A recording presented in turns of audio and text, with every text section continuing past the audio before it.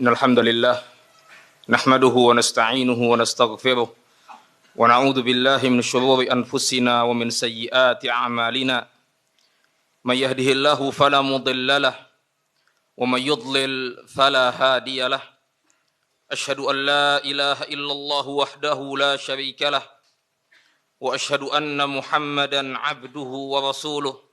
Banyak orang sekarang ini nggak sabar dalam menuntut ilmu, gitu. Baik itu dalam membaca buku, dalam menghadiri majlis ilmu, gitu.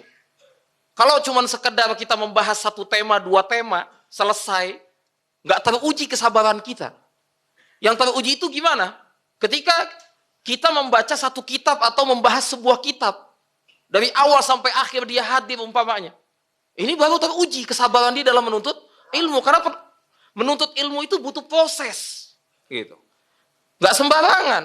Tidak sembarangan, nggak bisa cuma satu, dua kali dia hadir kemudian dia menjadi seorang yang alim. Nggak ada. Maka Imam Syafi'i mengatakan di antara syarat kita mendapatkan ilmu yaitu tulu zaman. Panjang waktunya, lama waktunya. Kita kajian 1 jam, 2 jam aja udah ngelihat jam lagi. Duduk udah nggak betah. Ya, udah ngelirik sana, ngelirik sini. Nengok sana, udah nggak fokus sama sekali. Padahal ngajinya seminggu sekali. Gitu. Kalau ulama tiap hari, Imam An-Nawawi rahimahullah 12 pelajaran dalam satu hari. Ya, setiap hari 12 pelajaran beliau pelajari. Makannya di malam hari. Bayangin, Imam Nawawi rahimahullah muda, memiliki karya yang begitu banyak dan besar dan dijadikan rujukan oleh kaum muslimin. Umur 40 tahun, 40 lebih, 43-an, 45, ikhtilaf para ulama. Ketika beliau wafatnya, meninggal dalam usia yang sangat muda. Gitu. 12 pelajaran satu hari. Kita seminggu 1 pelajaran atau 2 pelajaran. Gitu. Itu pun 1 jam atau 2 jam, paling lama 3 jam. Itu aja udah gak betah, gak sabar kita. Bahas kitab, ya Allah nih kapan selesai kitab ini?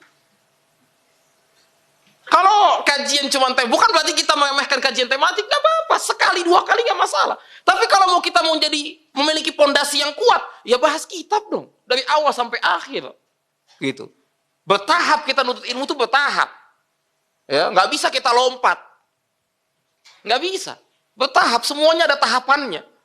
Kalau cuma kita 1 jam, 2 jam tema ini, nanti minggu depan tema ini lagi, kemudian minggu depan tema ini lagi. Nggak bakal pintar kita sama sekali. Dan kita nggak memiliki pondasi yang kuat. Gitu. Tapi kalau kita runut dari awal, kitab-kitab yang sederhana terlebih dahulu, kemudian berpindah kepada kitab yang lebih susah dengan bimbingan seorang guru, kuat dia. Dan itu yang dilakukan oleh para ulama kita, ya Allah Bapak Azzaikumullah. Tidak dilakukan oleh talib zaman sekarang. Penuntut ilmu zaman sekarang, mentang-mentang udah bisa bahasa Arab, ya udah. Ya. Dia merasa dengan kebisaan dia bahasa Arab sudah bisa membaca seluruh kitab para ulama. Padahal nggak bisa. Nggak ada yang mengatakan, satupun ulama yang mengatakan bahwasanya Anda bisa bahasa Arab, Anda bisa membaca semua kitab ulama. Nggak ada.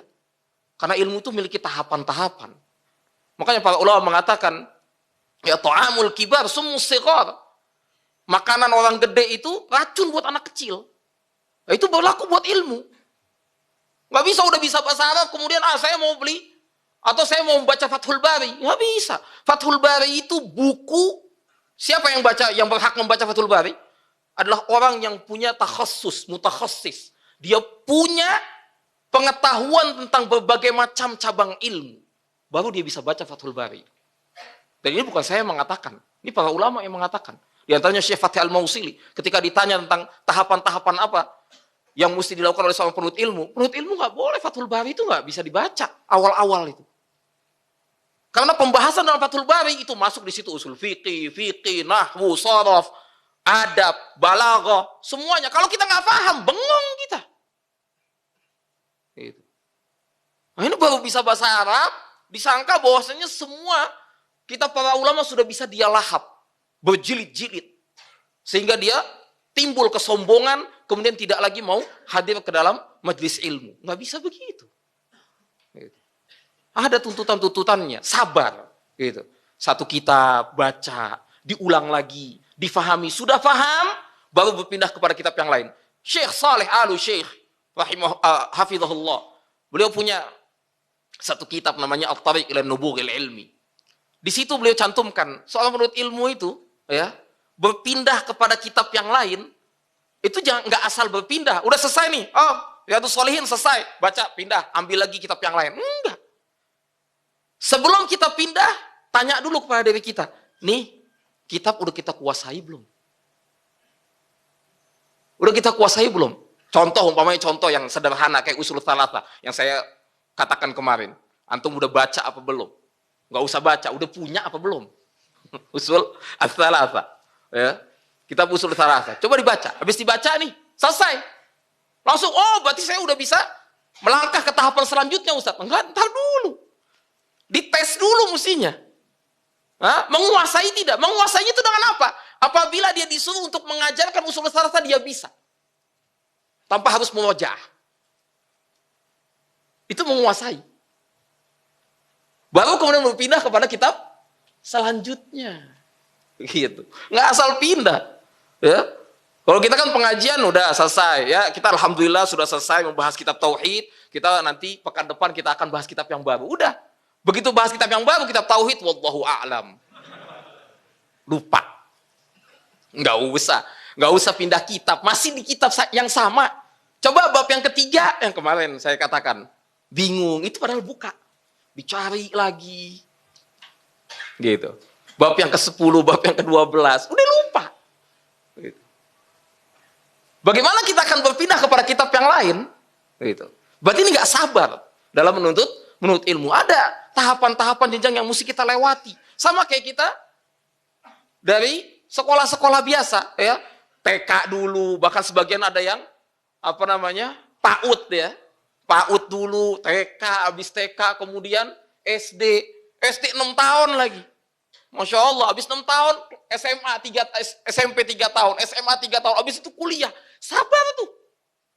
Bisa. Tapi ketika nuntut ilmu agama, ya Allah, nih kitab kapan selesainya? Gitu. Nah, mendingan ngaji yang ini aja udah selesai. Tema yang satu, Masya Allah banyak kan. Ya. Ilmu yang kita dapetin, satu tema selesai. Iya, itu kan cuma kulitnya aja. Fondasi kita nggak dapetin. Gitu. Makanya kita harus sabar dalam menuntut ilmu. Jangan kita mengeluh. Ya.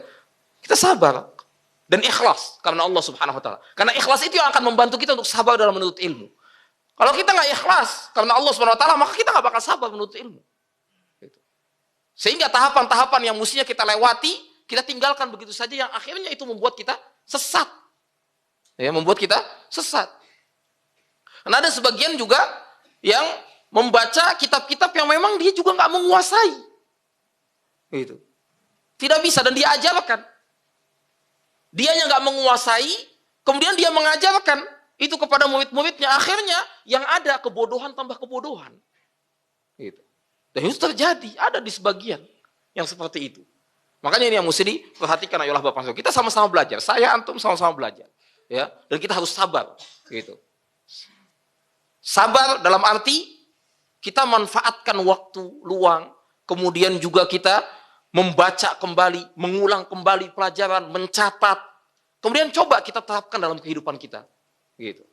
Nggak asal kita mempelajari ilmu, datang kemudian pergi, datang kemudian pergi. Ya. Kadang juga murid ya bolong-bolong ngajinya. Ya. Minggu ini ngaji, minggu depan enggak. Saya sudah bilang ya, tar ngajinya 2 kali, liburnya sebulan. Ya. Jadi ngaji itu kayak ngeces buat sebulan. Habis sebulan, aduh nih anak kayaknya udah mau futur nih, langsung datang ke pengajian. Kayaknya kering nih hati nih. Ya, udah lama nggak datang pengajian. Sekali, 2 kali. Habis itu bolos lagi. Ya, bolos lagi udah. Gitu. Nanti kalau dia kering lagi, Ya, atau udah lama nih nggak kajian nih. Gitu. Kita ngomongnya, oh dulu anak saya ikut kajian antum Ustaz. Gitu. Dulu. Nggak tahu sekarang gimana. Ya ngaji kan terus. Belajar itu kan terus. Nggak putus. Sampai Imam Ahmad bin Hanbal, Abdullah Ibnul Mubarak juga nggak putus. Itu udah sedemikian hebatnya keilmuan mereka, tingginya keimanan mereka, tapi tetap mereka nuntut ilmu. Bahkan Imam Ahmad bin Hanbal, ya, rahimahullah, beliau yang sudah banyak ilmunya, dalam ilmunya, pemahamannya, hafalannya, dan lain sebagainya, sudah imam ahlus sunnah. Datang tetap berguru kepada Imam Khalaf Al-Ahmar. Sampai di rumahnya, di depan Imam Khalaf Al-Ahmar, Imam Khalaf Al-Ahmar tahu dong, ini siapa Imam Ahmad ini. Mau menghormati. Imam Ahmad, antum duduk di atas, di tempat yang tinggi. Kata Imam Ahmad apa? Enggak. Saya duduk, la aqudu illa baina yaday. Aku tidak duduk kecuali di hadapanmu. Umirna an natawadhu'a lil ilm.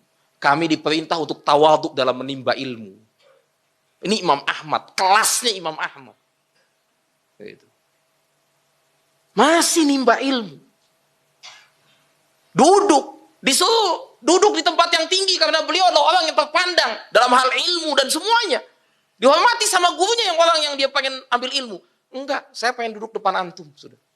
Saya nggak mau duduk tempat yang tinggi, di depan antum. Dan kita disuruh, diperintah untuk tawadhu. Itu para ulama. Sabar dalam menuntut ilmu. Dan mereka nggak malu dalam menuntut ilmu. Meskipun keilmuan mereka sudah tinggi. Gitu. Nah, ini yang patut kita contoh. Yang patut kita contoh. Gitu. Sabar dalam menuntut ilmu. Ya. Dan ini yang hilang dari sebagian diri kita. Ya. Sebagian kita hilang. Yang seperti ini. Nggak sabar kita menuntut ilmu. Ya. Maunya cepat. Maunya selesai. Habis. Gitu. Tidak. Sabar bertahap ilmu ini. Sampai kita mendapatkan apa yang kita inginkan dan cita-citakan. Dan menuntut ilmu ini, ayolah Bapak Hazakumullah, bukan tujuannya agar kita itu terlihat pintar, terlihat orang yang memiliki keistimewaan dibandingkan yang lain. Oh Masya Allah nih, orang nih pengetahuannya banyak. Bukan itu tujuan kita. Tujuan kita nuntut ilmu itu agar kita sampai kepada maqam apa? Al-ihsan. Apa al-ihsan? An ta'budallah ka'annaka tarah, fa illam takun tarahu fa innahu yaraka. Bagaimana kita nuntut ilmu yang kita tuntut ini mengantarkan kita sampai ke derajat yang paling tinggi dalam ibadah kepada Allah. Yaitu hendaknya kita beribadah seakan-akan kita melihat Allah Subhanahu wa ta'ala. Dan kalau kita tidak sampai kepada derajat itu, ketahuilah bahwa Allah Subhanahu wa ta'ala melihat kita. Itu tujuan kita. Bukan agar kita terpandang, agar kita dianggap bahwasanya sebagai seorang yang alim, orang yang banyak ilmunya, banyak hafalannya, pengetahuannya luas, wawasannya luas. Bukan itu tujuan kita. Tapi tujuan kita agar kita mencapai derajat yang tertinggi dalam ibadah kepada Allah, dalam taqarrub kepada Allah Subhanahu wa ta'ala. Gitu. Ilmu-ilmu yang selama ini kita tuntut membawa kita sampai kepada sana, kepada itu. Manzilah itu, kedudukan itu. Bagaimana kita beribadah kepada Allah seakan-akan kita melihat Allah Subhanahu wa ta'ala. Kalau nggak bisa, ketahuilah bahwasanya Allah melihat kita. Gitu. Ini yang mesti diperhatikan, ayolah Bapak. Jadi bukan berarti tujuannya kita nuntut ilmu ini datang ke pengajian agar kita menjadi orang yang memiliki pengetahuan yang luas. Ya. Sehingga kita unggul dibandingkan yang lain. Tidak. Karena banyak di antara kita mungkin timbul yang seperti itu. Oh, saya sudah baca kitab ini, sehingga saya unggul dong dibandingkan yang lain. Saya lebih pintar dibandingkan yang lain. Tidak. Kita nuntut ilmu bukan untuk itu. Tapi bagaimana kita bisa mencapai manzilah yang tinggi di sisi Allah Subhanahu wa ta'ala. Itu manzilatul ubudiyah. Bagaimana kita menjadi hamba Allah total di hadapan Allah Subhanahu wa ta'ala. Ubudillah ka'annaka tarah. Hendaknya engkau beribadah kepada Allah seakan-akan kau melihat Allah Subhanahu wa ta'ala. Mudah-mudahan bermanfaat. Allahumma salli ala Muhammad, Allahumma salli wa sallim alaihi.